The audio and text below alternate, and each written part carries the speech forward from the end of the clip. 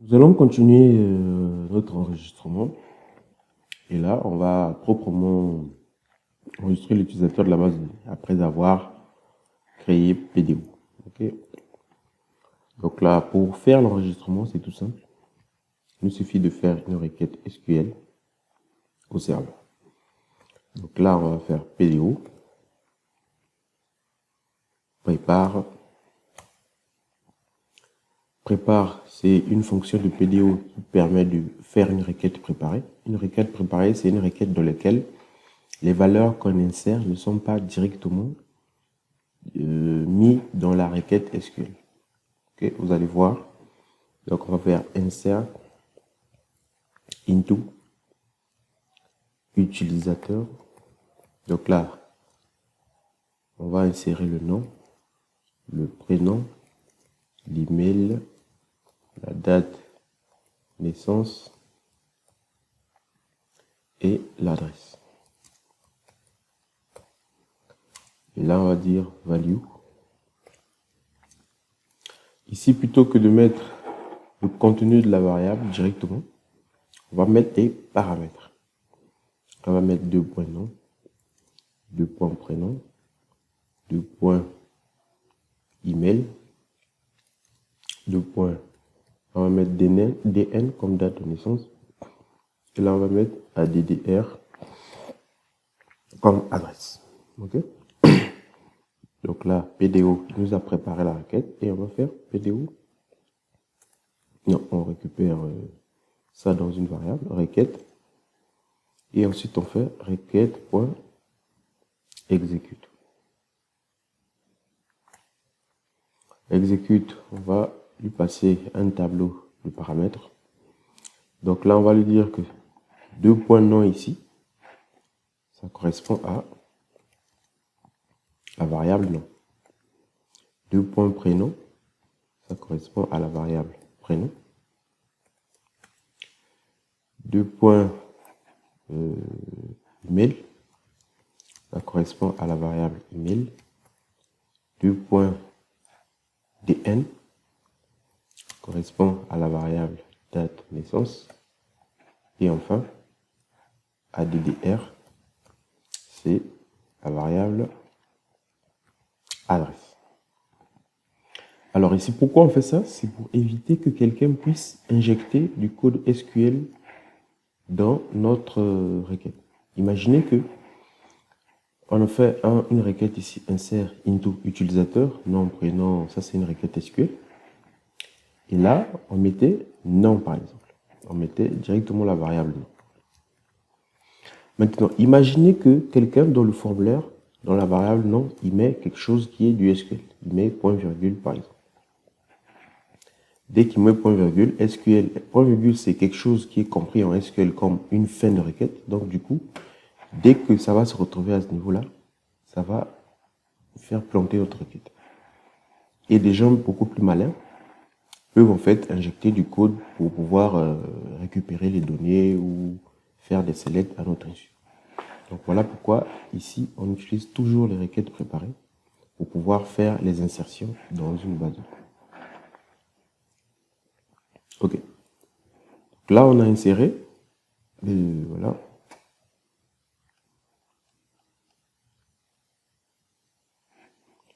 Là on va récupérer si la requête a été correctement effectuée. On dit ici if success. Ça veut dire est-ce que la requête a bien été, l'insertion a bien été effectuée. Alors on va faire echo utilisateur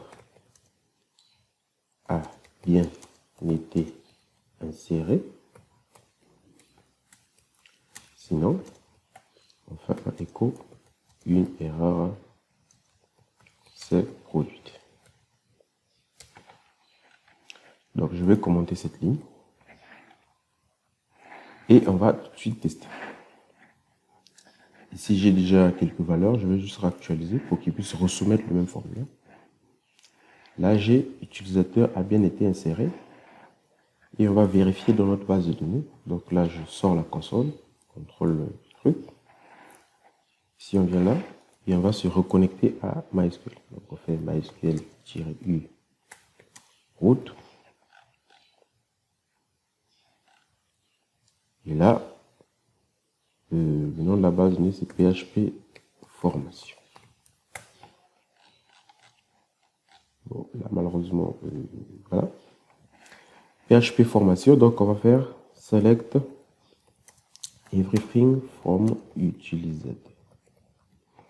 Donc select, c'est une requête, c'est une instruction SQL qui permet de dire, de renvoyer les résultats qui sont dans cette table. Je fais entrer, là on voit bien notre utilisateur Jean Toto, qui a bien été inséré avec sa date de naissance et son adresse. Ouf, enfin, ok, mais il nous reste encore pas mal de choses. Ici, après avoir enregistré, donc on a utilisateur inséré, on voudrait bien rediriger l'utilisateur vers la page membre par exemple. Avant de faire cela, on va faire on va améliorer un peu notre formule. Ici, on a mis une sorte, ce qu'on appelle une validation côté client, c'est-à-dire que c'est au niveau du HTML qu'on a mis des require pour dire que le nom ici est requis, le prénom est requis, l'email est requis. Or, un utilisateur qui est un peu expérimenté peut facilement modifier le code HTML ici, qui est envoyé au niveau du serveur. Je vais vous en faire la démonstration. Donc ici, par exemple, si je ne remplis pas l'email, et je clique s'inscrire, là, on me dit, veuillez remplir ce champ. Je veux faire clic droit, inspecter, et enlever le require qu'on avait mis ici dans le code HTML. Okay. Je vais faire de même pour date de naissance. J'enlève ça. Et là, si je soumets, là, il ne me dit plus que le champ email et date de naissance sont requis. Là, on a directement soumis le formulaire. Et là, résultat des courses, notre page a planté parce que on a essayé d'enregistrer un utilisateur qui n'a pas d'email et dont la date de naissance est incorrecte. Donc ça, c'est une chose qu'il faut pratiquement jamais se fier qu'à ça. Donc, il faut toujours mettre une validation côté serveur. Okay? Ici, ceci, c'est ce qu'on appelle une validation côté client, donc côté navigateur. Mais la validation côté navigateur peut être altérée par un utilisateur expérimenté. Donc, on va aussi mettre une validation côté serveur afin d'être sûr que les validations qu'on a mis sont bien respectées.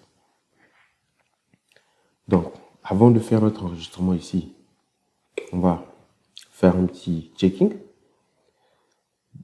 Donc, on vérifie if un petit nom. Donc, si le nom est vide, là, on va afficher echo, le nom est vide. Ok, là on fait else if prénom, un petit prénom. Là on affiche echo, le prénom est vide. Else if un petit email. Là, on affiche echo, l'email est vide. Pareil pour date de naissance. Un petit date de naissance. Là, echo, la date de naissance est vide. Else if ici. Bon, l'adresse, on n'est pas obligé. Donc là, on met juste un else. Sinon, si ça, ce n'est pas vide, ça, ce n'est pas vide, ça, ce n'est pas vide, ça, ce n'est pas vide, c'est seulement là qu'on va faire notre enregistrement. Donc, je copie le code qui est ici et je colle ça dans la partie else. Ok, donc là, on a mis un premier niveau de validation. Là, si je resoumets mon formulaire avec le nom qui est vide, avec l'email qui est vide, la date de naissance qui est vide, là, on n'a plus d'erreur, mais on a maintenant l'email est vide. Ok, donc on a déjà fait pas mal de choses. Je vais refaire un autre truc pour vous montrer un autre problème. C'est qu'ici, à l'email, quelqu'un peut aussi changer le champ email ici. Là, on avait mis type email. Ça veut dire que si je ne mets pas un email ici valide, et que je tente de soumettre, bien je mets juste ça, que je tente de soumettre ici, on me dit que une partie de l'email n'est pas valide ou incomplet parce qu'il y a une validation côté client qui s'effectue, qui vérifie si l'email que l'utilisateur a entré est véritablement un email. Mais comme pour Require, quelqu'un peut ici enlever le type email et soumettre en fait quelque chose qui n'est pas un email. Je vous montre. Je mets 10 1993 et que on envoie. Là, on veut pas qu'il fasse l'enregistrement. On va juste mettre un écho ici, enregistrement. Là, je mets die pour que ça ne puisse pas continuer ici à faire cet enregistrement. Die, c'est une instruction en PHP qui arrête le script. Et que je soumets, là, il me soumet complètement mon formulaire et il est prêt à enregistrer. Alors que l'adresse email que l'utilisateur a saisie n'est pas une adresse mail valide. Ici, on va donc ajouter une autre validation pour l'email. Donc là, on va faire filter var. On va mettre email, filter validate email ici. Donc, qu'est-ce que c'est? Ici, filter var, c'est une fonction qui permet de faire une validation d'une variable. Donc là, on dit, essaie de nous filtrer l'email et rassure-toi que c'est une adresse mail valide. Ok? Donc, le et ça signifie que ou cette condition, ou cette condition. Là, on va mettre une note pour dire que soit si l'email est vide ou que ce qui est dans email ne remplit pas la condition d'une adresse mail valide, là, affiche-nous l'adresse est vide. L'email est vide ou invalide. Ok, donc là, on réactualise. On a enregistrement, ce qui n'est pas normal. On va d'abord afficher notre variable email.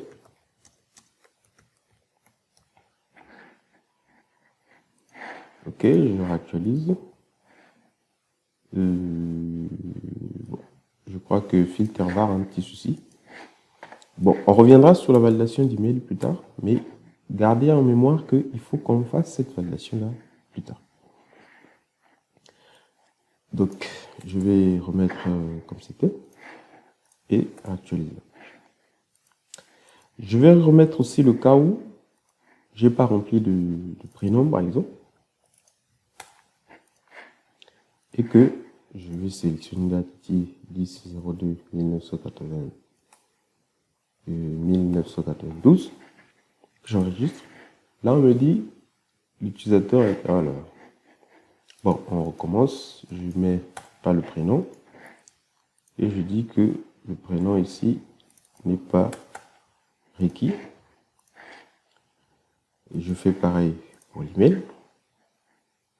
Donc, je dis que l'email ici n'est pas requis et je ne saisis pas d'adresse. Je mets 10-07-1993 et que je soumets. Donc là, on a bien prénom vide ici. Mais là, c'est un peu bizarre. L'erreur s'affiche ici, mais comment je fais pour savoir que l'email, que c'est ce champ-là qui n'est pas correct? Là, l'idéal est que on puisse afficher le message d'erreur au niveau du champ, là où il y a l'erreur. Et puis aussi, vous remarquez que après avoir soumis, tout mon formulaire se vide, alors que j'ai juste un problème avec l'email. Donc, on va remédier à ça. On va d'abord commencer par pré-remplir les différents champs. Donc, on vient ici au niveau du formulaire. Là, on met value. Et ici, on va mettre du code PHP. Ça, c'est égal à echo. Donc si vous faites PHP ouvrante égal, ça veut dire que c'est égal à PHP echo, donc affiche. Ok, donc là, ici on dit à value. Value, c'est l'attribut HTML qui permet de mettre la valeur par défaut d'un champ. Si on va le dire regarde en $post, s'il y a non, s'il n'y a rien, je mets une chaîne vide. Donc ici, cette instruction signifie affiche ce qu'il y a dans $post. Maintenant, si $post non, c'est affiche ce qu'il y a dans $post non, comme on avait mis ici. Et $post non. Okay? Donc ici, si $post non n'existe pas, c'est avec les deux points d'interrogation là, affiche une chaîne de caractères vide. Ici maintenant, si je réactualise mon formulaire que je ressoumets, j'ai Jean qui est revenu ici parce que en soumettant mon formulaire, il y avait Jean à l'intérieur. Donc je vais copier la même chose et je vais mettre ici value. Là c'est prénom. Je vais copier la même chose ici. C'est email. Je vais copier la même chose ici pour date naissance. Et ici pour adresse. Oh, on a perdu notre copier. Et ici c'est pour l'adresse. Donc ce que je mets ici, c'est exactement ce qui est dans name. Je n'ai pas inventé ça ou il ne devine pas, mais ce que je mets là, c'est ce qui correspond à name ici. Pareil pour email, pareil pour date. Ici, si je réactualise, j'ai bien les anciennes données qui sont revenues, notamment l'adresse, la date de naissance et Jean. Donc ça, c'est réglé. Maintenant, il faut qu'on prenne les messages d'erreur et qu'on les ramène au niveau des différents champs concernés. Là, encore une fois, on va créer un tableau ici, erreur. Erreur. Donc, dans ce tableau, on va pouvoir stocker tout ce qui est erreur. Ici, plutôt que de faire echo, là, je vais ajouter erreur dans erreur, j'ajoute non. Et je dis qu'il y a, là, c'est égal. Là, le nom est vide. Donc, j'enlève mon echo ici. Là, je mets, pour le prénom ici, c'est prénom. Le prénom est vide. Donc, j'enlève l'écho. Là, c'est pour l'email qu'on va copier le message. Et là, c'est l'email est vide. J'ai mis deux trucs. Et là, c'est email. Là, je vais copier la même ligne. C'est date naissance. Là, on mettra la date de naissance est vide. OK.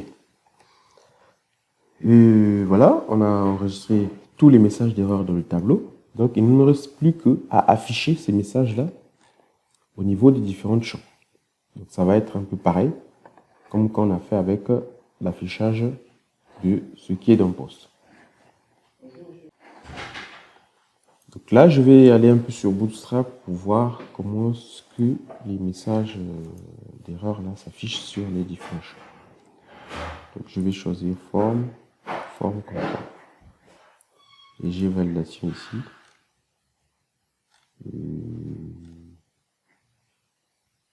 Voilà. Donc j'ai ici, ils disent qu'il faut mettre invalid feedback. Invalid feedback ici.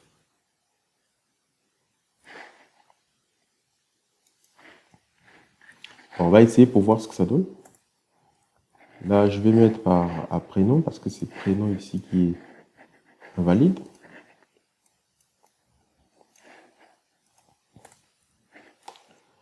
Là, je vais formater le code. Et ici, on va dire affiche erreur $prénom ou sinon une chaîne vide. Donc là, on essaie d'actualiser pour voir si ça marche. Non, ça marche pas parce que ça requiert JavaScript. Ok, on va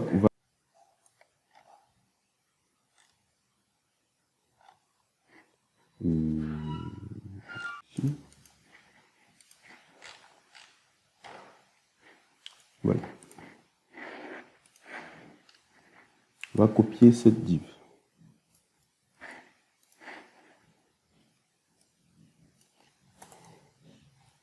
Donc ici, on va plutôt mettre ça. Forme texte. Et on supprime notre div invalide qui ne correspond pas. Et là, on met le message d'erreur. Là, on va mettre texte-danger pour que ça puisse afficher un texte qui est rouge. Ok. Donc là, si on actualise, on a bien le prénom est vide. Ok, donc on va faire la même chose pour les autres champs. Là, pour l'email. Là, pour la date de naissance. Et là, pour l'adresse. On n'oublie pas le nom aussi. Le nom. Super. Donc si on actualise, voilà.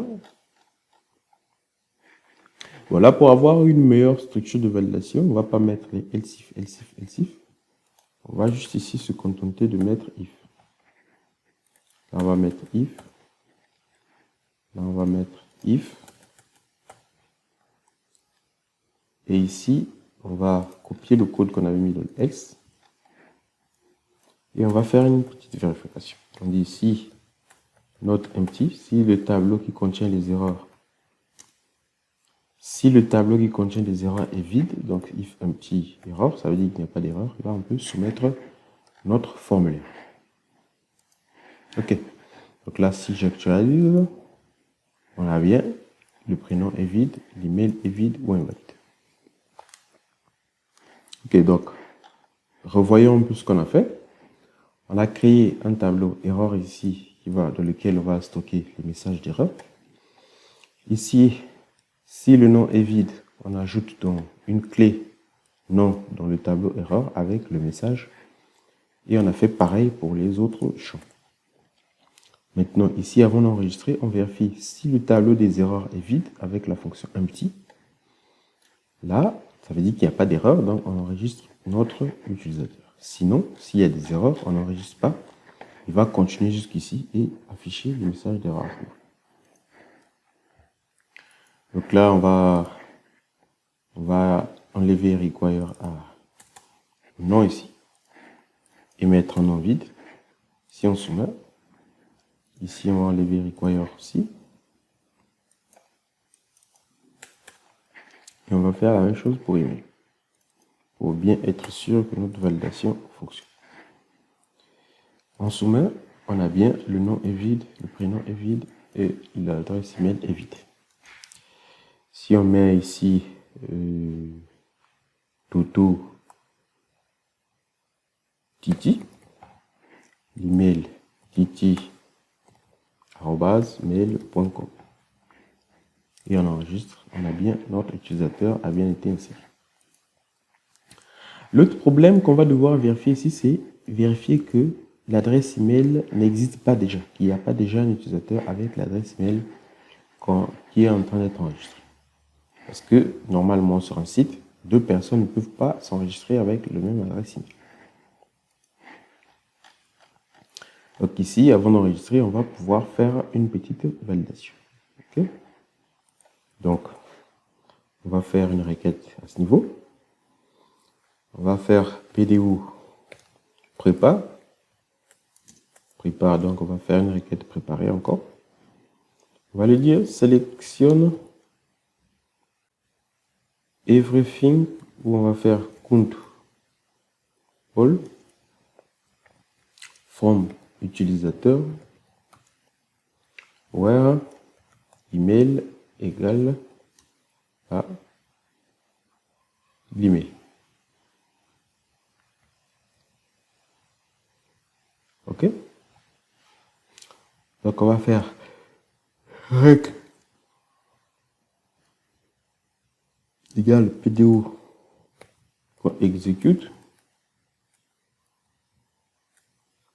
Non, c'est pas pdo. Ça c'est plutôt rec ici. Et on va faire résulte égale à, non, on fait d'abord rec execute. Là on lui dit que l'email c'est l'email que la personne a saisi. Et là on récupère le résultat égal à rec.fetch.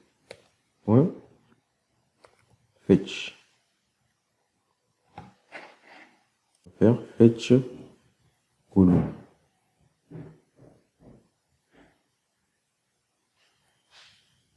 Ok. Donc là, on va vérifier, on va récupérer le compte. Donc cette requête, qu'est-ce qu'elle fait? Elle fait un select count all from utilisateur where email égale à email. Je vais mettre cette requête dans le terminal pour vous montrer en fait à quoi ça correspond. Donc ici, dans un premier temps, on va sélectionner tous les utilisateurs. On a bien un Toto, Titi. Okay. Si on colle notre requête ici et on dit email égale à Toto, @mail.com. N'oublie pas de mettre point virgule. Là, il nous renvoie 2. Ça veut dire qu'il y a 2 utilisateurs qui ont cette adresse mail. Donc, on dit, la requête ici dit sélectionne le nombre de résultats qui correspond à cette condition. Donc, automatiquement, si c'est égal à 2, ça veut dire qu'il y a un utilisateur qui existe. Là, si je mets une adresse mail qui n'existe pas, mail 2, ici, ça m'envoie 0. Donc, je n'ai plus qu'à comparer dans mon code. Si c'est égal à 0, là, je peux faire enregistrer. Ok. Donc là, on va faire if count égale 0. Ça veut dire que il n'a rien trouvé. Là, on va copier le code et mettre ici. Sinon, on fait un écho. Ici, on va mettre error email. On mettra ici cette adresse email est déjà associée à un autre compte.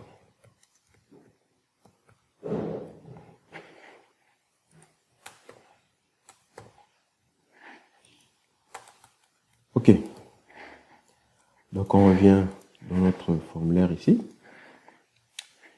Si j'actualise, là j'ai bien le message d'erreur. Cette adresse mail est déjà associée à un autre compte.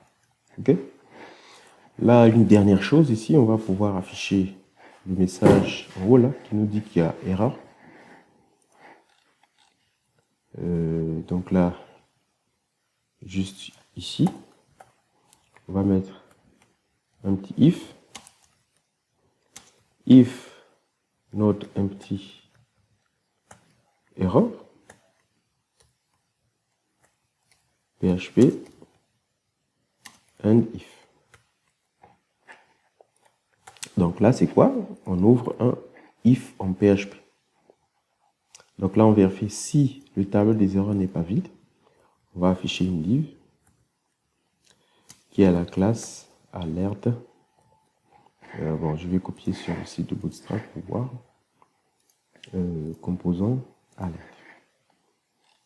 Ok, donc c'est un alerte comme ça qu'on va afficher, qu'on va prendre alerte danger. Je vais copier le code HTML. Je vais lui demander de mettre en forme le document. Et là, on va afficher le formulaire comporte des erreurs. veuillez corriger. Ok, donc si on revient et que là je resoumets, j'ai bien le formulaire comporte des erreurs, veuillez corriger. Donc ça attire tout de suite mon attention. Je crois même que c'est mieux qu'on mette ça à l'extérieur du formulaire ici. Je vais encore une fois formater. Et on enregistre. Là, on a bien veuillez corriger. Comme ça attire l'attention de l'utilisateur. Et il sait qu'il a des erreurs. Et il saura où les corriger. Il ne nous reste plus qu'une dernière chose ici, c'est pouvoir rediriger la personne sur une autre page. Et aussi, je me rends compte qu'on avait oublié le champ mot de passe, parce qu'on a juste collecté l'email, mais pas le mot de passe. Donc là, on va modifier un peu notre base de données. On va commencer par supprimer les utilisateurs qui existent déjà. Donc, pour supprimer tout, on va faire l'instruction truncate utilisateur. Truncate, ça signifie supprime toutes les données qui se trouvent dans la table utilisateur. Et on va taper une requête SQL, alter table utilisateur, add column, mot de passe, qui est de type varchar 255 note nulle. Dans cette instruction SQL dit modifie la table utilisateur, ajoute une colonne mot de passe qui est en type varchar 255 non nul. Ok, donc tout s'est bien passé. On va faire desk utilisateur pour voir s'il a réellement ajouté. On a bien un champ ici mot de passe qui est en varchar 255 et qui ne peut pas être nul. Aussi, dans notre formulaire, on va ajouter le champ qui permet de saisir le mot de passe. Donc là, on va mettre mot-de passe. Là, l'idée ici, c'est mot de passe. Le label, c'est mot de passe. Ici, c'est le type password. Et là, c'est password. Et le nom ici, c'est mot de passe. Là, dans la validation, c'est mot de passe aussi. Et là, c'est mot de passe plutôt. Ok. Donc, on va lui ajouter à peu près les mêmes validations. Donc, on va mettre if un petit. Il faut qu'on récupère d'abord le mot de passe ici. Donc, mot de passe égale $post mot de passe. Ok. Donc là, si un petit mot de passe, alors on fait erreur mot de passe égale le mot de passe ne peut être vide. Là, on va en profiter pour vérifier aussi que l'utilisateur doit saisir au minimum 6 caractères pour son mot de passe. Donc là, on fait mb string len mot de passe inférieur à 6. Donc, mb string len, c'est une fonction PHP qui permet de compter le nombre de caractères qu'il y a dans une variable. Donc là, on lui dit, si tu comptes le nombre de caractères qui sont dans le mot de passe et que c'est inférieur à 6, alors là, mais dans erreur mot de passe égale le mot de passe doit comporter au moins 6 caractères. Bonjour. Le mot de passe doit comporter au moins 6 caractères. OK. Et à l'enregistrement, il faut qu'on lui dise qu'on veut enregistrer le mot de passe aussi. Donc, le mot de passe. Et là, on met MDP. Donc, mot de passe. Et ici, on lui dit que MDP, ça correspond au mot de passe. Cool. Donc, on va Actualiser notre page. On met le nom Toto Jean qui est né le 3/04/1992 et qui a le mot de passe 1, 2, 3, 4, 5, 6. Ainsi j'enregistre. Le formulaire comporte des erreurs. Là, on me dit que cette adresse mail est déjà associée à un autre compte. Je crois qu'il y a un petit problème de comportement ici.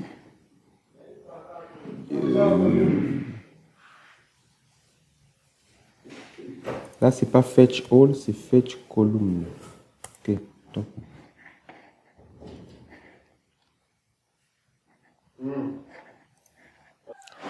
Donc ici, c'est fetch column au lieu de fetch all. On réessaie et l'utilisateur a bien été inséré. Quand un utilisateur est inséré, on veut qu'il soit redirigé vers la page de connexion. Donc là, on va créer une nouvelle page qu'on va appeler login.php. Et à l'intérieur, on va juste mettre page de connexion. OK. Donc, pour rediriger un utilisateur en PHP, ici au passage, je vais juste mettre erreur ici, global. Une erreur s'est produite et qui ne puisse pas afficher un écho. Là, on va faire header location de point login.php. Et là, on met die. OK. Donc, si l'utilisateur s'est bien redirigé, là, on fait header location login.php, ça veut dire qu'on redirige l'utilisateur vers login.php. Là, on va essayer de se reconnecter. Il nous dit que cette adresse mail est déjà associée à un compte. Normal, parce qu'on a un utilisateur qu'on vient de créer avec cette adresse mail.